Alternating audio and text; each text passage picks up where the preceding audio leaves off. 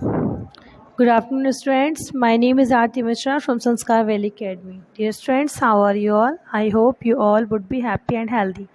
Students, today we will read here the chapter number 18, 19, 21, 18, 19, 20, 21 and 22. Okay, हम लोग unit number 3 के जो left 2 chapters हैं वो क्लियर करेंगे एंड यूनिट नंबर 4 आज हम क्लियर करेंगे. तो स्टार्ट करती हूँ मैं. Telephone etiquettes. टेलीफोन एटिकेट्स का मतलब होता है कि हमें टेलीफोन पे कैसे बात करना चाहिए. तो आपको दिया हुआ है, देखिए. Now a days telephone has become common for all of us. आज के समय में हम सभी के लिए टेलीफोन बहुत कॉमन हो गया है. To talk to one and other, एक दूसरे से बात करने के लिए टेलीफोन बहुत ही कॉमन चीज़ है. We should talk politely on the telephone. हमें पोलाइटली टॉकिंग करनी चाहिए, प्यार से बोलना चाहिए, नम्रता से पेश आना चाहिए. As our behaviour show our manners, क्योंकि हमारा बिहेवियर ही हमारे मैनर्स को शो करता है. Take the correct the children talking with right way on the telephone. ऐसे चिल्ड्रेंस को आपको टिक आउट करना है जो राइट वे में आप बात करें टेलीफोन पे. And the cross the picture which are wrong, और जो पिक्चर रॉन्ग है वो उसके लिए आपको रॉन्ग टिक करना है. May I speak to mister Ravi. Ravi please. इसमें फर्स्ट बॉय जो बोल रहा है कि क्या मैं मिस्टर रवि से बात कर सकता हूँ प्लीज़. तो ये क्या है, this is right.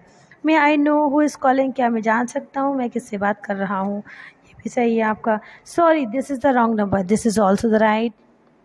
Who are you, ये नहीं बोलना चाहिए, रॉन्ग है. I am Rashmi, call Raj on the phone, ये भी रॉन्ग है. ठीक है. I talked to you study, मैंने आपसे कल बात किया था. Only why have you call today, तो आपने मुझे आज कॉल क्यों किया, ये क्या है, ये भी रॉन्ग मैनर है. Okay.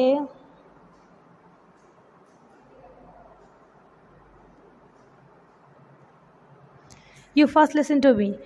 You first listen to me, पहले आप मेरी बात सुनिए. ये क्या होता है, ये रॉन्ग मैनर होता है. मोबाइल फ़ोन, देखिए बेटा ये बहुत इंपॉर्टेंट चीज़ है. Mobile phone radiation can cause insomnia and head. Mobile phone radiation जो होता है इंसोमनिया और हेडेक जैसी बीमारियों का कारक होता है. When your elders have conversation with the each other, जब हमारे एल्डर्स आपस में बात कर रहे होते हैं. शुड यू इंटरप्ट दैम, तो क्या आपको उन्हें इंटरप्ट करना चाहिए. नो, नहीं करना चाहिए, बिल्कुल नहीं करना चाहिए. द नेक्स्ट इज, इसमें सिंपली साइन या सिंबल्स दिए गए हैं. क्या है आपका क्वेश्चन. क्वेश्चन कहता है आपसे, 1 minute. Okay, the different sign. Symbols take the form of words, sounds, gestures or visual images and are used to convey ideas and beliefs. जैसे आपको join the relevant word with the symbol.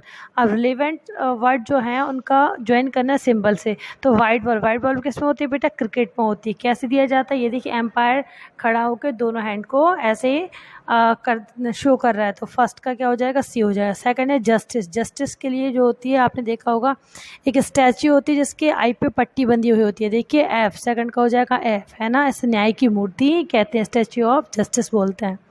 Second है danger. Danger को कैसे show करते हैं हम, देखिए danger को शो करते हैं हम लोग इससे एक ह्यूमन का क्या होता है, ह्यूमन बोन्स से. दिखाई दे रहा है ना, देखिए डेंजर का साइन नंबर 3 ए नंबर पे ब्लैक कलर का. फिर विक्ट्री को हम 2 फिंगर से शो करते हैं, 2 फिंगर करके, तो डी हो गया इसका. लव के लिए हार्ट बना हुआ है, देखिए आप रेड कलर में. फिर आपका स्टॉप, वेट का स्टॉप मतलब रुकना. रुकने के लिए क्या है, 6 रेड सिंबल. जो सिग्नल जो होता है हम लोग जा रहे होते हैं और रेड सिग्नल जब हो जाता है तो हम लोग क्या हो जाते हैं, रुक जाते हैं. Next 7 piece. जो वाइट पीसन होता है वो पीस का सिंबल होता है. ठीक है. आया आपको समझ में. देखो, we can remember SOS as save our souls, यानी कि सेव अवर सोल्स हो गया. ठीक है. SOS is the standard international distress signal of message send from a ship by radio. ठीक है. तो SOS क्या होता है, स्टैंडर्ड इंटरनेशनल डिस्ट्रेस सिग्नल होता है जो कि message send from a ship by radio, ship के द्वारा, जहाज़ों के द्वारा रेडियो पे भेजा जाता है. It is send when one need urgent help, जब किसी को अर्जेंट हेल्प की ज़रूरत होती है तो वहाँ पे ये सेंड किया जाता है. What is a landmark. Landmark का मीन्स क्या होता है, लैंडमार्क मीन्स होता है फेमस स्ट्रक्चर, जैसे ताजमहल है, कुतुब मीनार है, रेड फोर्ट है, ये सब क्या है, लैंडमार्क है हमारे, क्योंकि फेमस स्ट्रक्चर हमारे हिस्ट्री के है ना. अब आता है unit number 4 and chapter number 20. Unit number 4 में चैप्टर नंबर 20 क्या है आपका, स्टेप नंबर 20 में आपका 3 R's. The 3 R's we must adopt to control the pollution are reduce, reuse and recycle. That means हमें 3R का यूज़ 3R को adopt करना चाहिए. क्यों अडॉप्ट करना चाहिए? पॉल्यूशन को कंट्रोल करने के लिए. क्योंकि 3R का मीन्स क्या होता है? Reduce, reuse and recycle. Okay, tick the correct option. अब आपको करेक्ट ऑप्शन पे टिक करना. आप फर्स्ट में देखिए, as you can see that आपको 3R's का सिंबल बना हुआ है, reduce, reuse and recycle. As you can see that all, आप सभी देख सकते हैं ना. Which of these bags is environment friendly? इनमें से कौन सा बैग एनवायरनमेंट फ्रेंडली है? Metal bag, plastic bag, cloth bag, none of these. तो क्या हो जाएगा आपका? Cloth bag. क्लॉथ बैग आपका एनवायरनमेंट फ्रेंडली हो जाएगा. What does the sign stand for? तो अभी मैंने दिखाया था, ये देखिए, sign stand for the reduce, reuse and recycle. So आपका हो जाएगा सेकंड का ऑल ऑफ दीज. थर्ड हो जाएगा we should always throw the waste. हमें हमेशा अपना वेस्ट कहाँ फेंकना चाहिए? Into the dustbin. हमेशा डस्टबिन में फेंकना चाहिए. We can check the pollution by. हम पॉल्यूशन को कैसे हटा सकते हैं? Using more and more plastic bag. No. Cutting down more and more tree. पेड़ों को बहुत सारा काट कर. नो. फिर throwing waste in the river. River जो हमारा वेस्ट होता है रिवर में थ्रो करके. No. Planting more and more trees. ये क्या हो जाए? Yes, this is right. Number 5 is what is the best way to deal with garbage? Garbage को डील करने का बेस्ट वे क्या है? Recycle, reuse, reduce, make landfills. तो क्या हो जाएगा भाई? रिसाइकल आपका हो जाएगा आंसर. ठीक है, फिर है आपका नेक्स्ट.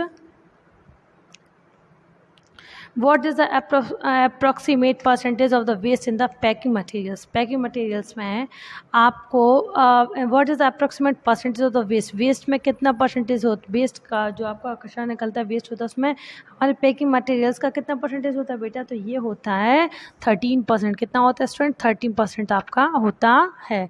ओके, अब 21 नंबर क्या है आपका? 21 में है आपका save trees, sorry save energy. Energy save करना. By adopting the following ways and means we can contribute a lot of saving energy. मतलब जो वेज, जो मीन्स हमें दिए गए हैं, उन मीन्स को हम अपनी लाइफ में अडॉप्ट करके बहुत सारी एनर्जी सेव कर सकते हैं. फर्स्ट है स्विच ऑफ. ये सिंपली रीडिंग करने के लिए बेटा, ठीक है ना.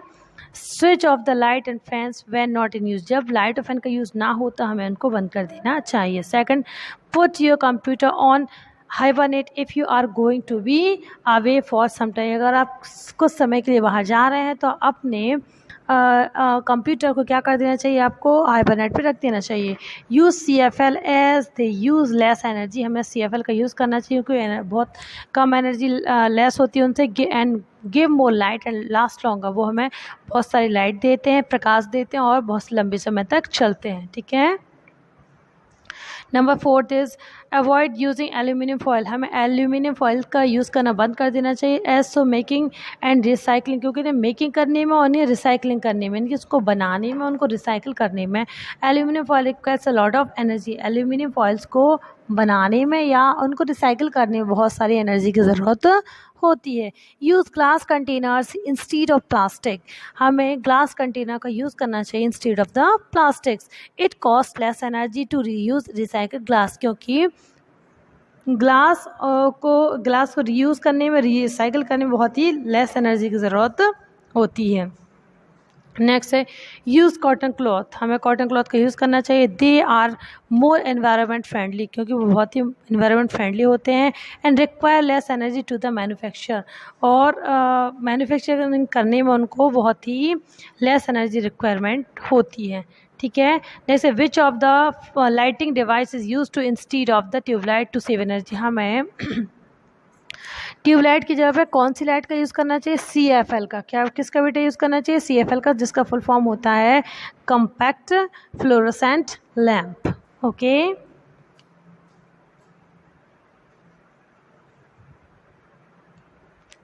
नेक्स्ट हमारा save paper save trees. Paper को बचाएंगे तो हमारा क्या होगा? ट्री भी सेव होगा. ये सिंपल, ये तो आप सभी भी जानते हो. We get paper from the trees. हमें पेपर कहाँ से मिलता है स्टूडेंट्स? हमें पेपर मिलता है ट्रीज से. Lakhs of trees are being cut down every year for making paper. हर साल लाखों पेड़ों को काटा जाता है पेपर बनाने के लिए. To save them we must recycle waste paper. उनको सेव करने के लिए हमें क्या करना है? पेपर को रिसाइकिल करना चाहिए एंड मेक न्यू पेपर. और नए पेपर बनाने चाहिए. Look at the pictures and tick the correct activities. हम पिक्चर देख के आपको क्या बताना है? करेक्ट एक्टिविटीज़ को टिक करना है। Seema always tries to find out how she can shape paper as well as our beautiful earth. Seema हमेशा ये प्रयास करती है, हमेशा ट्राई करती है हमारे ब्यूटीफुल अर्थ के लिए किस प्रकार से वो पेपर बचा सकती है। तो क्या है ये? This is the right activity. Next है Mukul went to a recycling unit. Mukul recycling unit गया अलॉन्ग विद हिज फादर, अपने फादर के साथ, to learn making recycled paper at home. अपने घर पर पेपर रिसाइकल करने की मेथड को सीखने के लिए वो रिसाइकलिंग यूनिट गया। तो ये क्या है बेटा? This is also the right activity. Neha knows that the processing of the old material into the new product is called the recycling. Neha जानती है कि क्या जानती है? नेहा जानती है, क्या जानती है भाई? कि ओल्ड मटेरियल्स को न्यू मटेरियल्स में कन्वर्ट करना ही क्या कहलाता है आपका?